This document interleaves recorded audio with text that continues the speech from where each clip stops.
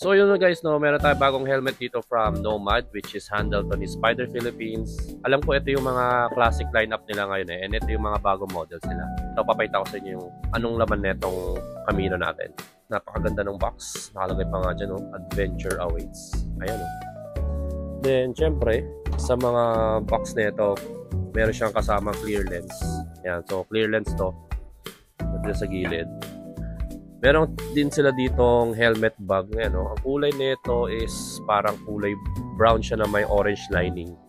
Ano, so may orange lining yan yung brown. Tapos nakalagay lang dyan yung Nomad na brand. Ayan. And nagkaroon sila ng freebie na half face na balaklava dito. Ayan. So magagamit natin to sa mga rides natin. Ito guys, pakita ko sa inyo yung itsura ng binili nating helmet. Nahilig na ako sa mga halos classic looking kasi ng mga helmets. Kaya ito, napag-decidean ko na kumuha talaga ng Camino. Ito yung itsura ng helmet na to. Ayan. So, may kasama siya ditong smoke lens. Stock yan na smoke lens. Makita mo dyan, kulay brown yung lining na kanyang paddings. Ayan. So, meron din siya ditong branding ng Camino. Ayan, dito yung branding ng Camino. Napakaganda ng itsura ng leather nito guys. Ang isa sa maganda din dito, ready na siya for intercom. So meron siyang lagayan dito ng speaker dyan. Kaya ready to sa mga katulad kong may OBR para hindi kami nagsisigawan sa daan.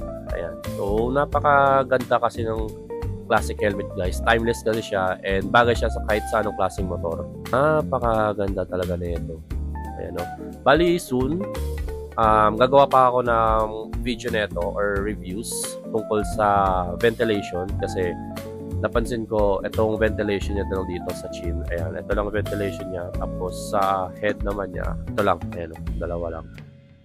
So, let's see kung anong magiging review natin dito soon. So, abangan nyo lang yung guys. And ito lang naman is unboxing video. Ayan. So, salamat sa panonood and yun lamang.